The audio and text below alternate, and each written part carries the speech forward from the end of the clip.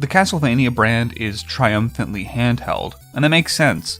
The series was both born and reborn in 2D, and that perspective plays nice with the Nintendo handheld consoles that were informally like one generation behind their console counterparts graphically. The GBA started a multi-console run of well-reviewed and well-regarded Castlevanias that owed varying debts to Symphony of the Night, but we aren't there yet. Preceding them was a trilogy of original Game Boy games that are more Simon-y than Alucard-y, and that trilogy starts with Castlevania The Adventure. The Castlevania 1 offers easy comparisons. You've got an arcadey, level-based journey, and there's a loopable 40 minutes of game here that will multiply depending on how often you need to retry stages. What makes The Adventure distinct is how much you'll be dying. The Adventure isn't the first hard Castlevania game, but it is the first punitive one. Pixel-perfect jumps are a defining characteristic here. Level 1 ends with 2 sequences of 7 near-perfect jumps. A graciously placed floor prevents a failed jump here from ending in death, but that's a cozy safety blanket that only wraps the introductory level. The later stages up the intensity and increase the frequency of hard platforming sequences like this. Castlevania The Adventure is a game of set pieces and stage hazards. The screen itself is frequently your enemy, with multiple auto-scrolling sequences that force you to daisy-chain perfect platforming section after perfect platforming section, lest you die to the edge of your Game Boy. Level 3 starts with a horizontal scroller, followed by a vertical scroller, followed by another horizontal scroller, each with incredibly tight margins and failure resulting in instant death. These movement-based challenges are compounded by your insanely low walking speed. That stiff Belmont strut is frustrating when you're racing against the edge of your screen. So what makes the difficulty so unwelcome here in a way that it wasn't in, say, Castlevania 1 or 3? There's no vice inherent to precision platforming and harsh auto-scrolling sections, but they are a massive desync from what this series' themes have been so far, regardless of genre. Castlevania The Adventure makes you feel weak. With some exception, your obstacles are not things you can destroy with your whip.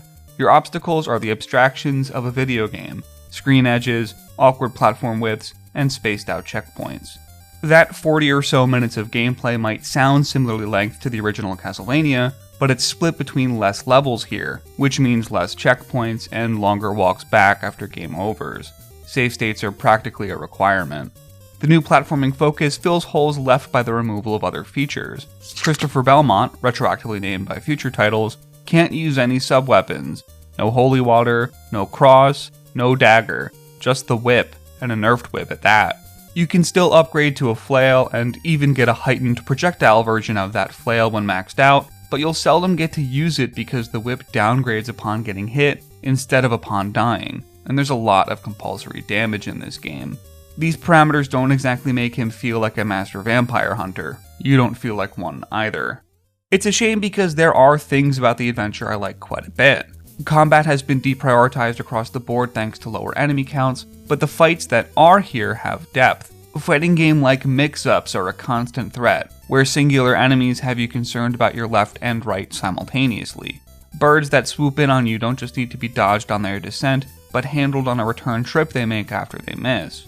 Our equivalent of the Axe Knights, the Zeldos, have their scythes boomerang back to you at a different height than when they were sent, forcing you to weave in ducks and jumps. Even some of the stage gimmicks follow this behavior. Level 2's rolling eyeballs come at you from both sides, but demand asymmetry in how you deal with each of those sides. They explode on death and take the bridge out with them, so inbound eyes from the right have to be jumped, while inbound from the left can be jumped or whipped. The stairs are gone entirely. When you're making an ascent, it's usually an explicit change to a new screen via rope, rather than an upward slope-based fight. It may lack the multi-floored and vertical rooms of Castlevania 1 and 3, but these extra dimensions added to combat make the adventure feel horizontal instead of just flat.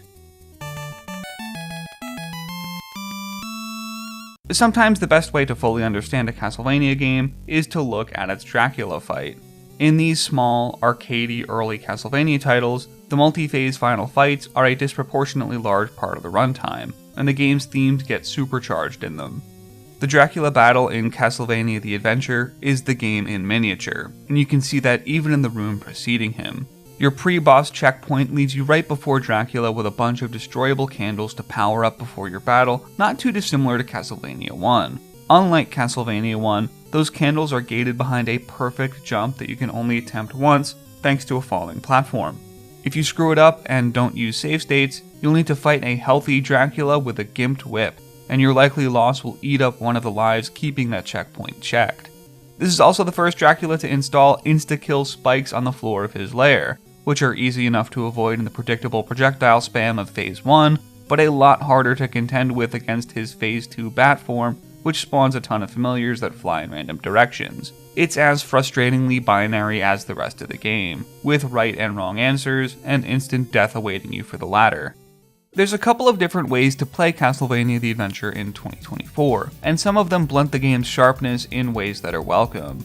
A full remake was produced in 2009 as a downloadable Wii Shop game called Castlevania the Adventure Rebirth, but the changes there are substantial enough that I want to cover the remake on its own. The footage you've been watching has been from the Castlevania Anniversary release that's on most modern platforms. There are colored filters available within that Anniversary package, but don't mistake those for the actual Game Boy Color re-release of the game from the late 90s. Volume 1 of the Konami Game Boy Collection repackages Castlevania the Adventure in full color. It looks great.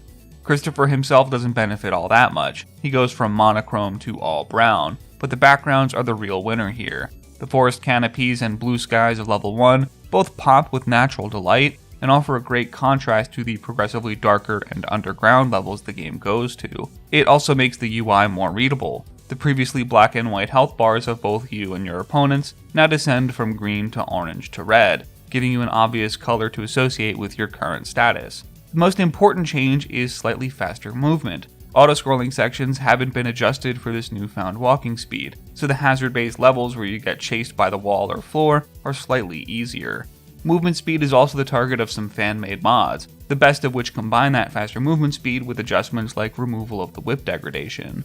Mods can make Castlevania the Adventure better, but none are capable of making it an essential entry into the series. Its precision platforming is not an awesome fit for the Belmont stiffness, and the removal of sub-weapons give you less tools to deal with greater challenges. Playing this game doesn't make you feel like a vampire hunter, it makes you feel toothless.